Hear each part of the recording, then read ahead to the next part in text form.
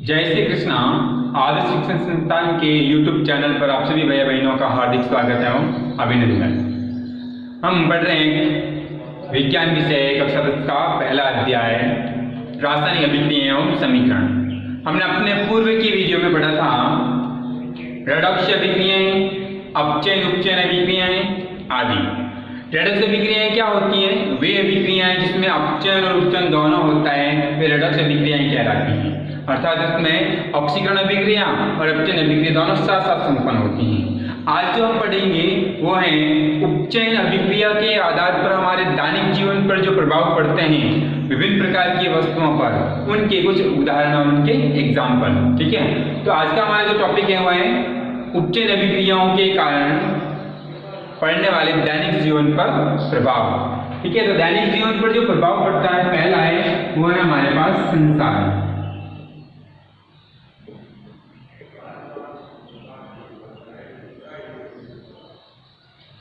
संसारण, ये संसारण क्या होता है?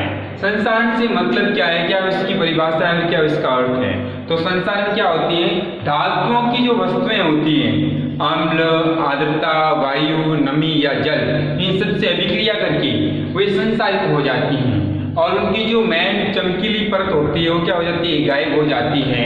और इस प्रक्रिया को अपन बोलते हैं संसारण। जैसे लोहे पर जंग लगना, ठीक है, और सिल्वर की या चांदी की जो वस्तु है उसके ऊपर काली परत का आ जाना, ये सब संसारण के उदाहरण हैं। तो संसारण की परिभाषा और उसके एग्जाम्पल। संसारण की परिभाषा पढ़ लेते हैं। जब कोई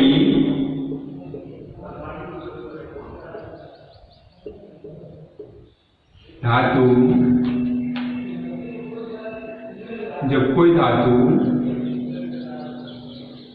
अम्ल, आर्द्रता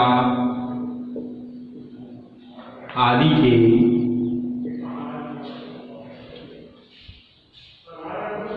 संपर्क में आती हैं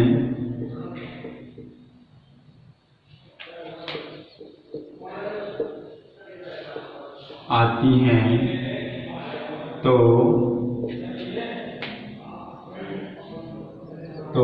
वे संचारित हो जाती हैं।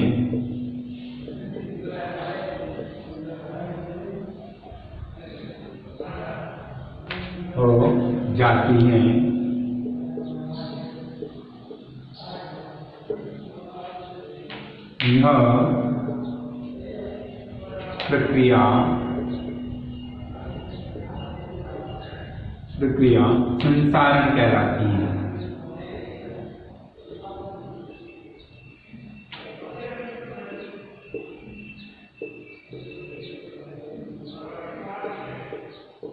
यह प्रक्रिया क्या कहलाएगी? संसारण।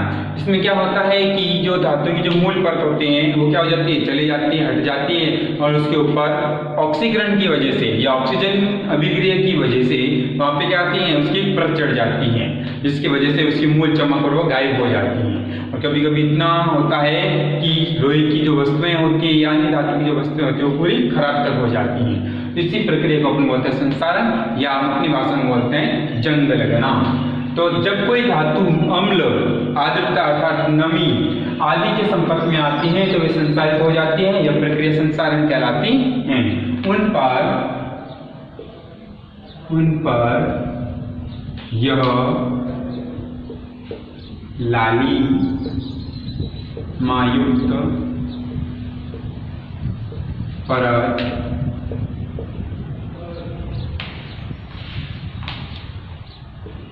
ऑक्सीकरण अभिक्रिया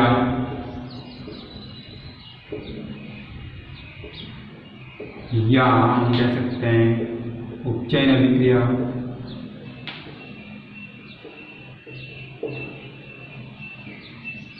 के कारण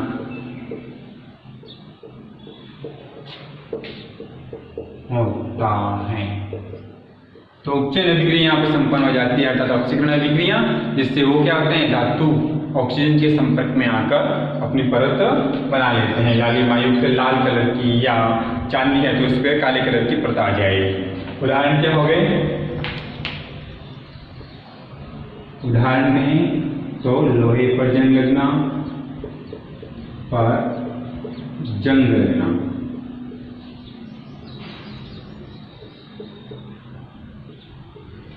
लोहे पर जंग लगना एक प्रकार की रासायनिक अभिक्रिया है जिसमें उपचयन या ऑक्सीकरण अभिक्रिया संपन्न होती है। तो देखिए एग्जाम्पल से कि हम ले रहे हैं आयरन अर्थात लोहा, क्या होती है वहाँ पे वायु होती है, कुछ नमी होती है, इनसे जब अभिक्रिया होती है तो लोहे पर जंग लगना होता है।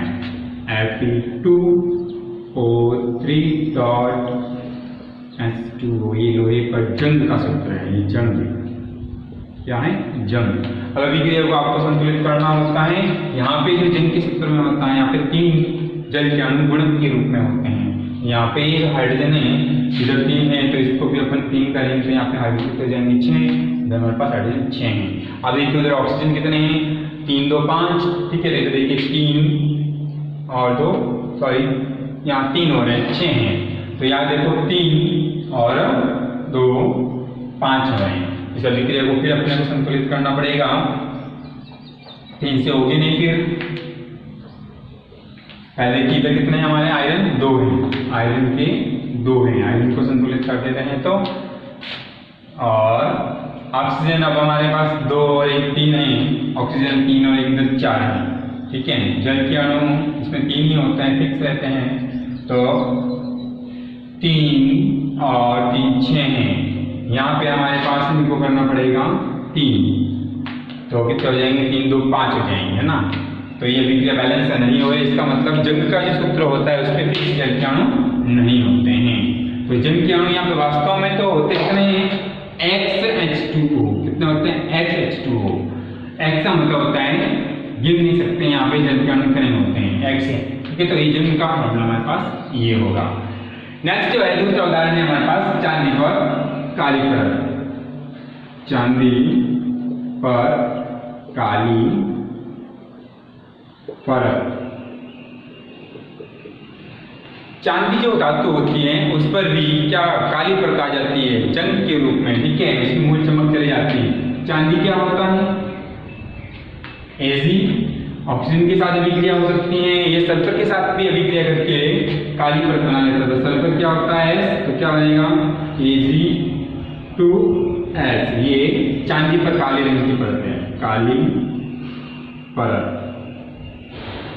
इस पर चांदी पर।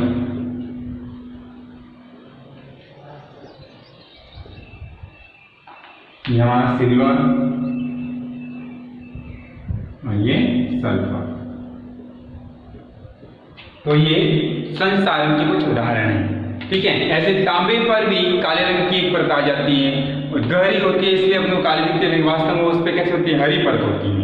तांबे के जो बर्तन होते हैं आपको पता है वर्षा ऋतु में नमी के अंदर आपको देखते तो उसकी मूल जो चमकीली भूरी परत होती है वो चली जाती है और कैसे हो जाते हैं? धीरे धीरे हरे, और हरे के बाद इसमें क्या आता है? डार्क हो जाता है, इससे काला कलर दिखता है। तो ये संसारण और उसके कुछ उदाहरण है। फिर देखिए इतना सारा संसारण हो जाता है तो पूरे वर्ष में दुनिया में कितना सारा लोहा होता है वो खराब हो जाता है। इस लोहे को खराब होने से हमारी क्या होती है? आर्थिक नुकसान भी होता है, ठीक है। आर्थिक नुकसान होता है कि साल भर साल जैसे बहुत सारे पुल बने होते हैं, ब्रिज बने होते हैं, उसमें लोहा लगता है तो बहुत सारे लोहे की क्या होते हैं? खपत हो जाती है, खर्च हो जाते हैं। तो साल दर साल अब इतने सारे लोहा कैसे खरीद सकते हैं? तो इस संसारण की प्रक्रिया को समाप्त करने के लिए, संसारण से लोहे को बचाने के लिए एक और प्रोसेस है। तो संसारण से क्या होगा? लोहे की सुरक्षा करना।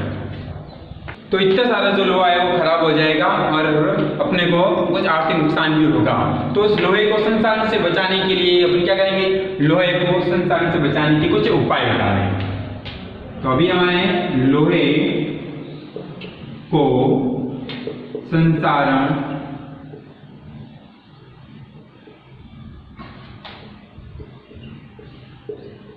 से बचाव के उपाय, लोहे को संसारण से बचाने के कुछ उपाय हैं। क्या उपाय होते हैं? कौन कौन से उपाय हैं? तो आपको बताया सब कोई कि लोहे की जो वस्तुएं होती हैं उन पे अगर तेल की परत चढ़ा देते हैं, हम पेंट की परत चढ़ा देते हैं या ग्रीस की, तो उससे क्या होगा? लोहा संसारित नहीं होगा, वायु के संपर्क में नहीं आएगा, वायु के संपर्क में नहीं आएगा, उसके ऊपर जंग नहीं लगेगी। सबसे पहला पॉइंट लिखेंगे हम,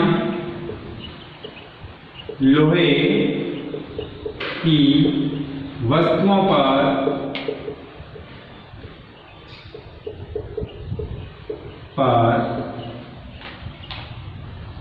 पेंट करके, यहां लिख सकते हैं कलर,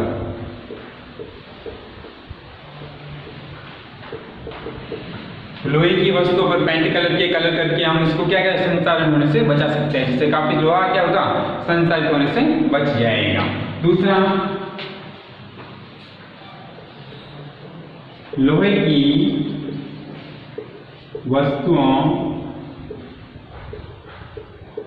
पर ग्रीस लगा करके, ग्रीस या हम कह सकते हैं ऑयल लगाकर के भी हम संचालित होने से बचा सकते हैं लोहे को।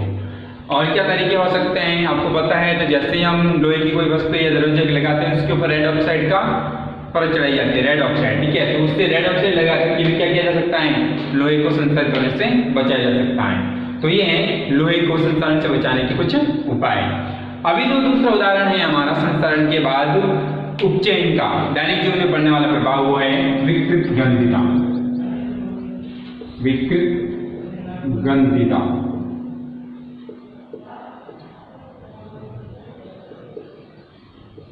देखो नाम से पता चलता है, विकृत क्या होता है, परिवर्तित होना, बदल जाना या फिर खराब हो जाना। गंधिता मतलब गंध। तो ऐसे कुछ प्रभाव जिससे कि हमारे खाने योग्य जो वसायुक्त पदार्थ होते हैं वो खराब हो जाते हैं। जैसे आपको बताएं, सामान्य से बरसात के दिनों में क्या होता है, सुबह की जो सब्जी होती है दोपहर तक आते आते उसके अंदर स्मेल या बदबू आने लग जाती है ना, अर्थात उसकी गंध जो है क्या हुई, विकृत हो गई, परिवर्तित हो गई, बदल गई है, इसलिए इसको अपन बोलते हैं विकृत गंधिता। ये किसकी वजह से होता है, उपचयन अभिक्रिया की वजह से ही या ऑक्सीकरण अभिक्रिया के वजह से ही, तो इसको अपन बोलते हैं विकृत गंधिता। क्या है इसकी परिभाषा, हम लिख लेते हैं, वसा युक्त तेलीय खाद्य पदार्थ लंबे समय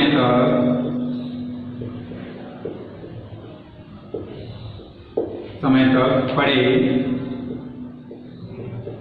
रहने से वे खराब हो जाते हैं,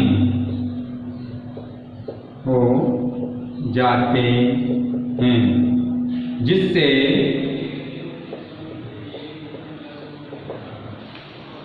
उनकी मूल गंध एवं स्वाद बदल जाते हैं।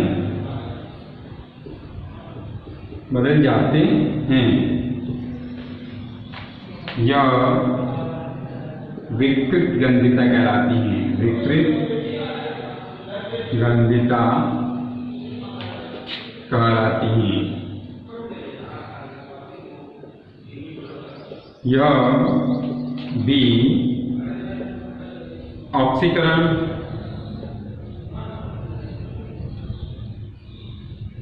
या उपचयन की वजह से होता है। ठीक है, तेल वसायुक्त खाद्य पदार्थ भी ऑक्सीकरण की वजह से लंबे समय तक जब पड़े रहते हैं तो उनका मूल गंध एवं स्वाद क्या हो जाते हैं, परिवर्तित हो जाता है या बदल जाता है। गंध परिवर्तित हो जाती है तभी तो हम उसको बोलते हैं विकृत गंधिता। तो उनका स्वाद भी बदल जाएगा और इसकी जो स्मेल या सुगंध होती है वो भी बदल जाएगी। इसी को हम बोलते हैं विकृत गंधिता। ये किसकी वजह से होता है, उपचयन अभिक्रिया की वजह से या ऑक्सीकरण अभिक्रिया की वजह से। तो इसका मूल स्वाद और गंध में तो क्या होता है, मूल स्वाद और गंध परिवर्तित हो जाते हैं, बदल जाते हैं। इसको हम बोलते हैं विकृत गंधिता। तो इस विकृत गंधिता को रोकने के क्या उपाय है, रोकने के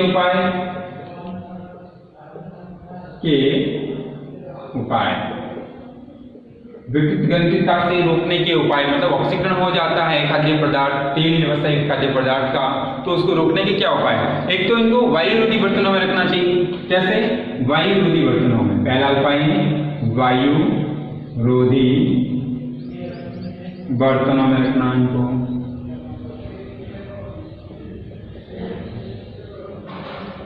वायुरोधी बर्तनों में अगर रखते हैं तो वहां पे उसका क्या होगा? उपचय नहीं होगा, ऑक्सीकरण नहीं होगा।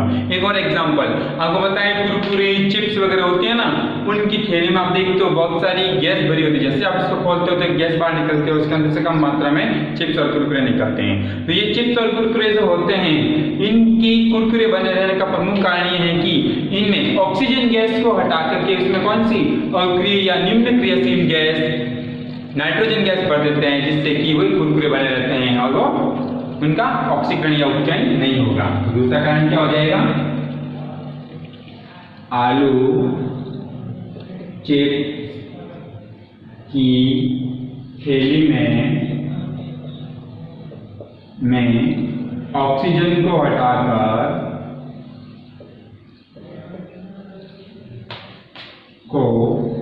हटाकर उसके स्थान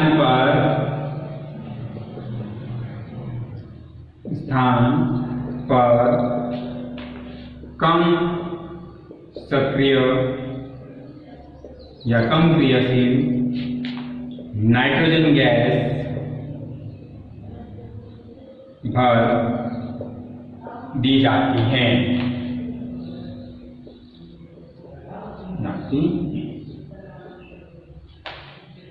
तो विकृत गंधिता को रोकने के उपाय क्या है? वायुरोधी बर्तनों में रखना, और कुरकुरे आलू चिप्स की जो भी पैकेट होते हैं, थैलियां होती हैं, उनमें इनके कुरकुरे बने रहने का प्रमुख कारण क्या है? वहां पे ऑक्सीजन गैस को हटा करके उसमें क्या भर दिया जाता है? अक्रिय गैस या निम्न क्रियाशील गैस, या हम इसको कम क्रियाशील गैस भी कहते हैं, नाइट्रोजन गैस भर देते हैं, जिससे कि वे चिप्स और कुरकुरे उनका ऑक्सीकरण नहीं होगा। ऑक्सीकरण नहीं होगा तो वो खराब नहीं होगी, काफी समय तक वो सुरक्षित रहते हैं। इसी को अपन बोलते हैं क्या? इनको सुरक्षित के उपाय। तो आज की जो अपन ने टॉपिक पढ़ा था वो था हमारे उपचयन अभिक्रियाओं के प्रभाव की आदत। एक तो था संसारण, दूसरा था विकृत गंधिता। आज के इस वीडियो में इतना ही। जय श्री कृष्णा, धन्यवाद।